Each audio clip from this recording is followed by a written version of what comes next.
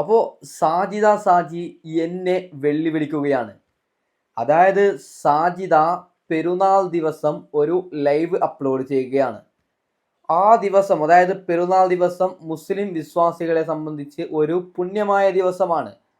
എന്നാൽ സാജിദ സാജി പെരുന്നാൾ ദിവസം ഇടുന്ന ലൈവിൽ വിളിക്കുന്നത് തെറി മാത്രമാണ്. പെരുന്നാൾ ദിവസം സ്വന്തം ഉമ്മയെ കുറ്റപ്പെടുത്തുന്നു, എന്തൊക്കെയോ തെറി വിളിക്കുന്നു. അതിനെ വിമർശിച്ച് ഞാനൊരു വീഡിയോ അപ്ലോഡ് ചെയ്യുകയുണ്ടായി. അതായത് ഞാൻ സാജിദയോട് പറഞ്ഞത്, നീ എന്ത് വേണമെങ്കിലും ചെയ്തോ, എന്തിനാണ് പെരുന്നാൾ ദിവസം ഇത്തരത്തിൽ തെറി വിളിക്കുന്നത്? അതിന് ഇന്നലെയാണ് അവൾക്ക് പൊട്ടിയത്. ഇന്നലെ ഒരു കോൾ വരികയാണ്, ട്രൂ കോളറിൽ സാജിദ സാജി, അങ്ങനെ ട്രൂ കോളറിലുണ്ട്. അപ്പം തന്നെ എനിക്ക് കാര്യം മനസ്സിലായി. ഞാൻ ആ സ്പോട്ടിൽ തന്നെ കോൾ എടുത്തു. പക്ഷേ സംസാരിക്കുന്നത് സാജിദയല്ല, ഒരു പുരുഷനാണ്. എന്നോട് അയാൾ വിളിച്ച് പറയുകയാണ്, നീ അൽത്തു വ്ലോഗ്സ് അല്ലേ? ഞാൻ പറഞ്ഞു, അതെ, ഞാൻ വലിയ ഫേമസ് ഒന്നും ആയിട്ടില്ലല്ലോ, നിങ്ങൾക്ക് എവിടെ നിന്നാണ് എൻ്റെ നമ്പർ കിട്ടിയത്? അതൊക്കെ ഞാൻ നിങ്ങളെ ഇൻസ്റ്റഗ്രാമിൽ തപ്പി നിങ്ങളെ ഫ്രണ്ടിനോട് ചോദിച്ച് നിൻ്റെ നമ്പർ ഒപ്പിച്ചതാണ്. നീ എന്തിനാണ് സാജിദ സാജിയുടെ കോണ്ടന്റ് സംസാരിക്കുന്നത് എന്നോട് ചോദിച്ചു. ഞാൻ പറഞ്ഞ്, അവൾ വൃത്തികേട് ചെയ്യുമ്പോൾ അത് നോക്കി നിൽക്കാൻ എന്നെ കൊണ്ട് പറ്റൂല എന്ന് ഞാൻ പറഞ്ഞു. അതായത് സ്വന്തം ഉമ്മയെ കുറ്റപ്പെടുത്തുന്നു. പിന്നീട് പെരുന്നാൾ ദിവസം അവൾ വേണമെങ്കിൽ അവൾക്കൊരു മതമില്ല അങ്ങനെ എന്തെങ്കിലും പറഞ്ഞാൽ ഓക്കെ. കാരണം മതം ഫോളോ ചെയ്ത് ജീവിക്കുന്നവർക്ക് സാജിദ ഒരു ഭീഷണി തന്നെയാണ്. ഞാൻ വലിയൊരു പുണ്യാളനെന്നല്ല ഞാൻ പറയുന്നത്.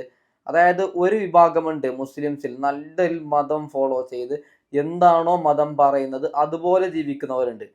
അവർക്കൊക്കെ പെരുന്നാൾ എന്ന് പറയുമ്പോൾ വലിയൊരു നല്ലൊരു ദിവസമാണ്. അപ്പോൾ അവർക്ക് വേണ്ടിയാണ് ഞാൻ സംസാരിച്ചത്. അപ്പോൾ ഞാൻ പറഞ്ഞു, പെരുന്നാൾ ദിവസം തെറി ലൈവിൽ വിളിക്കുന്നത് നല്ലതാണോ എന്ന് ഞാൻ ചോദിച്ചു അയാളോട്. അപ്പോൾ അയാൾ പറയുന്നു, അത് അവളുടെ ഇഷ്ടമല്ലേ, എന്തും വിളിക്കാൻ, നിങ്ങൾ ആര് റിയാക്ട് ചെയ്യാനെന്ന്. അപ്പോൾ ഞാൻ പറഞ്ഞു, അവളുള്ളത് സോഷ്യൽ മീഡിയയിലാണ്. അവളൊരു റോഡ് സൈഡിൽ എത്ര വേണമെങ്കിലും തെറി വിളിക്കട്ടെ, ഒരു പ്രശ്നവുമില്ല. അവളുള്ളത് സോഷ്യൽ മീഡിയയിലാണ്. അപ്പോൾ സോഷ്യൽ മീഡിയയിൽ എന്തെങ്കിലും തെറി വിളിക്കുകയാണെങ്കിൽ അത് തെറ്റാണെന്ന് പറയാനുള്ള അവകാശം ഞങ്ങൾക്കുണ്ട്.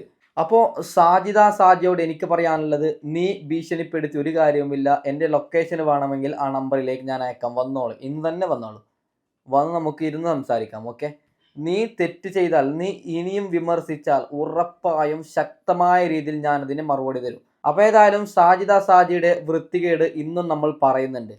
സാജിദയുടെ ഉമ്മ ഭൂലോക കള്ളിയാണെന്നും ചന്ദനം കടത്തലാണ് ഇവരുടെ ഏറ്റവും വലിയ പണിയാണെന്ന് സാജിദ പറയുകയാണ്. അതായത് പോലീസിനോട് സാജിദ പറയുകയാണ്, ഞാൻ എവിടെ വേണമെങ്കിലും ഒപ്പിടാം, എൻ്റെ ഉമ്മനെ ഒന്ന് അറസ്റ്റ് ചെയ്ത് കൊണ്ടുപോകണം, എൻ്റെ ഉമ്മ ചന്ദനം കടത്തുകാരിയാണ്, എന്തൊക്കെ കാര്യമാണ് പറയുന്നത്. അപ്പൊ ഏതായാലും സാജിദ സാജിക്ക് ഒന്നൊന്നായി നമ്മൾ റിപ്ലൈ കൊടുക്കാം. അവൾ പറയുന്നത് നമുക്കൊന്ന് കേട്ട് നോക്കാം. ഓക്കെ, പിന്നല്ലേ ചന്ദനം കേസിൽ ഫോറസ്റ്റുകാർ വന്നില്ലേ, നിന്നെ അറസ്റ്റ് ചെയ്തില്ലേ? എന്നെ അറസ്റ്റ് ചെയ്യാൻ വേണ്ടിയിട്ട്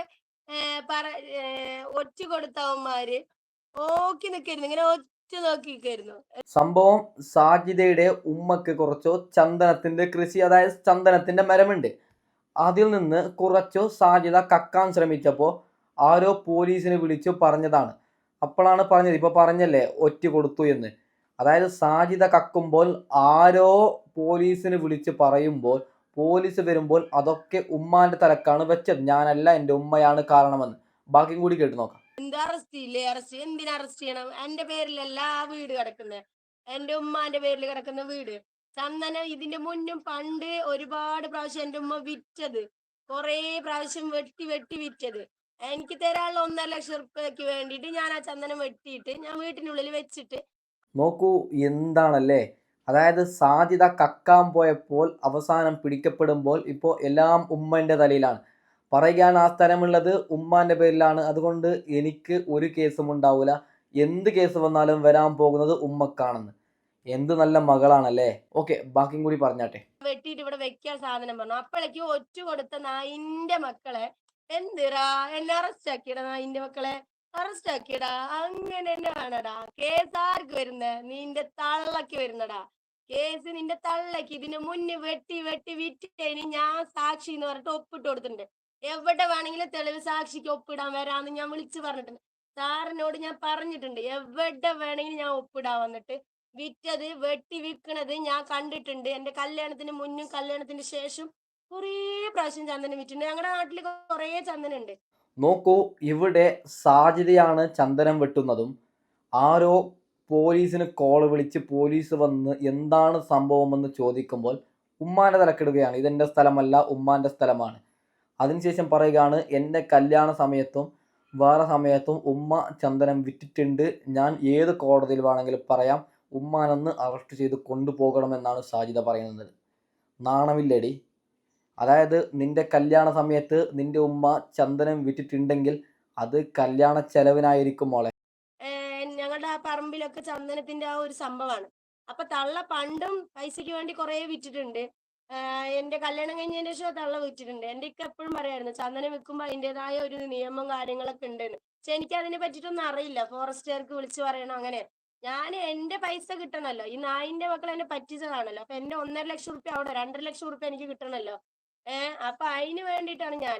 സാജി, നിനക്ക് 1.5 ലക്ഷം നിന്റെ കുടുംബത്തിന് കിട്ടാനുണ്ടെങ്കിൽ അത് പരിഹരിക്കുന്ന ഒരു മേഖല യൂട്യൂബ് അല്ല. അതായത് പറയുകയാണ്, എനിക്ക് 1.5 ലക്ഷം കിട്ടാനുണ്ട്, അതുകൊണ്ടാണ് ഞാൻ ചന്ദനം കക്കാൻ പോയതെന്ന്. കക്കുന്നത് സ്വന്തം ഉമ്മാൻ്റെ ചന്ദനമാണ്. നാണമില്ലേ നിങ്ങൾക്ക്? 1.5 ലക്ഷത്തിൻ്റെ കേസും പറഞ്ഞ് യൂട്യൂബിൽ വരാൻ. എന്താണല്ലേ, കട്ട് പിടിക്കുമ്പോൾ പ്രതി ഉമ്മ ആവുകയാണ്. അതിന്റെ പേരിൽ ആ ഫോറസ്റ്റ് സാറ് എന്നിട്ട് തന്നെ എന്റെ അടുത്ത് പറഞ്ഞു, മോളെ നിനക്ക് ഭയങ്കര ശത്രുക്കളാണല്ലോ ഇവിടെ. ഞാൻ പറഞ്ഞു, സാറേ എന്താണ് താഴ്ചയെന്ന് ഉയർന്നു വന്നുകൊണ്ടിരിക്കുകയാണ്. എന്റെ ഹസ്ബൻഡ് മരിച്ചിട്ട് 2 വർഷമായി, 5 മക്കളുണ്ട്. ഞാൻ അവരെ ഒറ്റയ്ക്ക് നയിച്ച് പോറ്റിയും കൊണ്ടിരിക്കുന്നത്. അപ്പൊ അതിലത്തെ ഒരു കോൺസ്റ്റബിൾ സാറ് ഞങ്ങളുടെ കൂടെ പഠിച്ചതാണ്. ഞങ്ങളുടെ കൂടെ പറഞ്ഞാല് സീനിയർ ആയിരുന്നു, ഞങ്ങളുടെ സീനിയർ ആയിരുന്നു. ആ സാറിന് എന്നെ കണ്ടത് മനസ്സിലായി. ആ സാറന്മാരോട് എനിക്ക് പറയാനുള്ളത്, സാജിക്ക് 5 മക്കളുണ്ടെന്നും ഭർത്താവ് മരിച്ചുപോയെന്നും പറഞ്ഞ് അവൾ ചെയ്തത് 1ാമത്തെ കേസ് കട്ട കേസാണ്, 2ാമത് ചന്ദനമാണ്. എന്തുകൊണ്ട് നിങ്ങൾ കേസെടുത്തിട്ടില്ല? നല്ല കേസ് അന്വേഷിച്ച് എന്തുകൊണ്ട് നിങ്ങൾ സ്ട്രോങ് ചെയ്തിട്ടില്ല?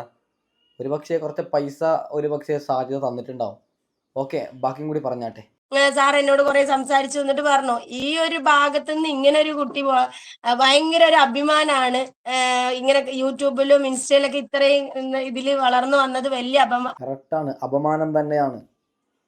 അതായത് ആ സാറന്മാരോട് എനിക്ക് ചോദിക്കാനുള്ളത്, നിങ്ങൾ കേസ് അന്വേഷിക്കാനാണോ പോയത്, സാജിദയോട് കൊഞ്ചാനാണോ പോയത്? സാറന്മാരോട് ഞാൻ ഒന്നും കൂടി പറയുകയാണ്, ഒരുപക്ഷെ സാജിദ പറഞ്ഞിട്ടുണ്ടാവും രാത്രി വന്നോളൂ സാറേ. ഇല്ലെങ്കിൽ എന്തുകൊണ്ട് നിങ്ങൾ അറസ്റ്റ് ചെയ്തിട്ടില്ല? ആ പോലീസ് സ്റ്റേഷൻ ഏതാണെന്ന് എനിക്ക് ക്ലിയർ ആയിട്ട് അറിയില്ല. അറിയുന്നവരുണ്ടെങ്കിൽ ഈ വീഡിയോ ക്ലിപ്പ് ഒരു അല്പം കട്ട് ചെയ്തിട്ട് സ്ക്രീൻ റെക്കോർഡ് ചെയ്തിട്ട് ആ സാർമാർക്ക് അയച്ചു കൊടുക്കണം.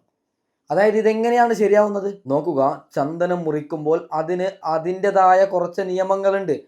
അതൊന്നും സാജിദ പാലിക്കാതെ അവൾ ചന്ദനം മുറിക്കുകയാണ്. അതിനുശേഷം പോലീസ് വരികയാണ്. പോലീസ് കേസിനൊന്നും നീങ്ങാതെ ഇവളോട് കൊഞ്ചി പോവുകയാണ്. ഇത് എവിടുത്തെ നിയമമാണ് സാറേ? ഇത് ഇവൾ കള്ളം പറയുന്നതാണോ എന്ന് എനിക്കറിയില്ല. ഏതായാലും ഇവൾ പറയുന്ന ഭാഗം ഞാൻ ഇവിടെ വെച്ചിട്ടുണ്ട്. നിങ്ങൾ ഇവൾ പറയുന്നത് പോലെ ഇവളോട് കൊഞ്ചി പോയിട്ടുണ്ടെങ്കിൽ നിങ്ങൾ തെറ്റുകാരാണ്. നിങ്ങൾ മേടിക്കുന്നത് ഞങ്ങളുടെ നികുതി കൊടുത്ത ശമ്പളമാണ്. അതുകൊണ്ട് നിങ്ങൾ പണിയെടുക്കണം. നിങ്ങൾ പണിയെടുത്തിട്ടില്ലെങ്കിൽ അതിനെ ചൂണ്ടിക്കാണിക്കുന്ന അധികാരം ഞങ്ങൾക്കുണ്ട്. അത് ഇനിയും കാണിക്കും. അപ്പോൾ സാർമാരോട് പറയാനുള്ളത്, അവിടെ പോയി അവളോട് കൊഞ്ചി വരാനാണോ നിങ്ങൾ പോയത്? ഇതിനൊരു എക്സ്പ്ലനേഷൻ നിങ്ങൾ തരണം. എന്തുകൊണ്ട് സാജിദയെ വെറുതെ വിട്ടു? എന്തുകൊണ്ട് സാജിദയ്ക്ക് 5 മക്കളുണ്ട് എന്നൊക്കെ പറഞ്ഞ് അവൾ ഒഴിവാക്കി നിങ്ങൾ പറയണം. ഓക്കെ, ബാക്കിയും കൂടി പറഞ്ഞാട്ടെ. അല്ല, അഭിമാനാണ്. അതുകൊണ്ട് തന്നെ നിനക്ക് ഭയങ്കര ശത്രുക്കളാണ്. ശത്രുക്കൾ ഉള്ളതുകൊണ്ട് തന്നെ നിന്നെ ഒറ്റ കൊടുത്തതാണെന്ന് എന്റെ അടുത്ത് സാറുമാര് പറഞ്ഞു തന്നു. അപ്പൊ എവിടെടാ എന്നെ അറസ്റ്റ് ചെയ്തടാ, അറസ്റ്റ് ചെയ്തടാ. അങ്ങനെ കഞ്ചാവ് കേസിൽ മുത്തുവിനെ അറസ്റ്റ് ചെയ്തിട്ടുണ്ട്. കഞ്ചാവ് കേസിൽ 2 ദിവസം മുന്നേ ഞാൻ ലൈവ് ഇടുന്ന, അവൻ എന്റെ ലൈവ് പബ്ലിക് ആക്കിയ ടൈമില് അവനെ 12 മണിക്ക് ശേഷം കഞ്ചാവ് വലിച്ചുകൊണ്ടിരിക്കുന്ന ടൈമിൽ അവൻ അറസ്റ്റ് ചെയ്ത് ഒറ്റപ്പാലം പോലീസുകാർ കൊണ്ടുപോയിട്ടുണ്ട്. സാറുമാരെ നിങ്ങളുടെ തൊപ്പി തെറിക്കും. ഓക്കെ, ഉറപ്പായിട്ടും സാറുമാരുടെ തൊപ്പി തെറിക്കും. ആ നാട്ടിലുള്ളവർ ജസ്റ്റ് ഒന്ന് സ്ട്രോങ് ആയിട്ട് ആ പോലീസ് സ്റ്റേഷനിൽ പോയി കംപ്ലൈൻറ്റ് കൊടുക്കണം എന്നാണ്. അതായത് ആ നാട്ടിലെ MLA ആരെങ്കിലും ഉണ്ടെങ്കിൽ ഈ ഒരു വീഡിയോ ക്ലിപ്പ് കൊണ്ടുപോയി വലിയ രീതിയിൽ കോടതിയിൽ പോയി കംപ്ലൈൻറ്റ് കൊടുക്കണം എന്നാണ് ഞാൻ പറയുന്നത്. കാരണം പോലീസ് പറയുകയാണ്, അത്ര നിനക്ക് ശത്രു ഉണ്ട്, അതുകൊണ്ടാണ് നിന്നെ ഒറ്റതെന്ന്.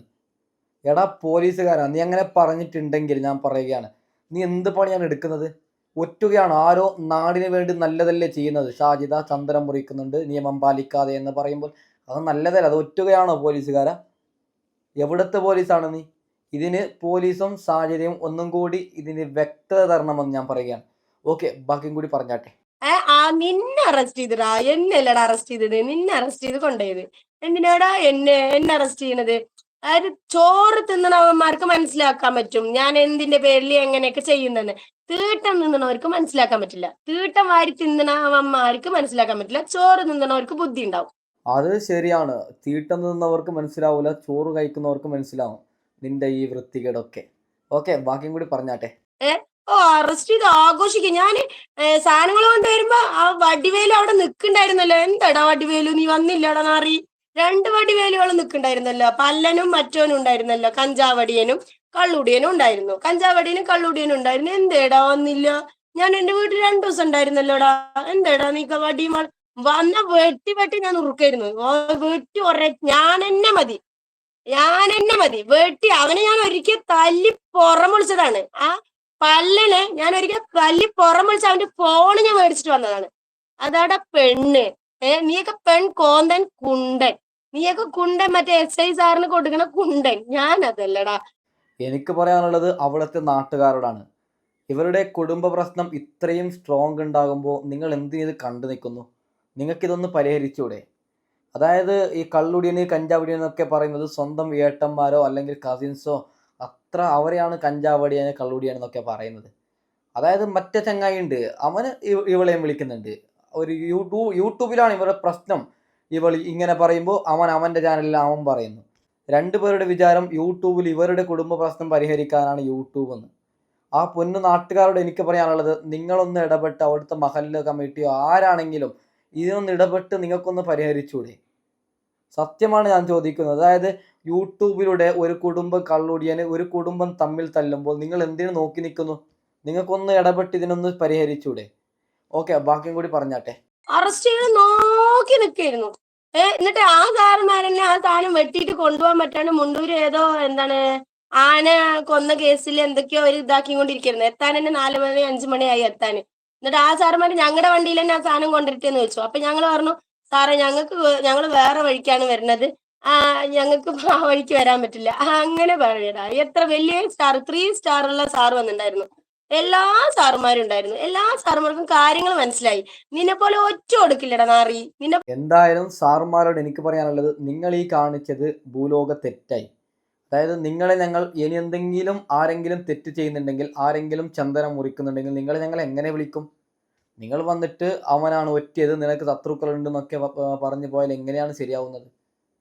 അപ്പോൾ ഇതിനൊരു എക്സ്പ്ലെയിൻ പോലീസ് തരണമെന്നാണ് ഞാൻ പറയുന്നത്.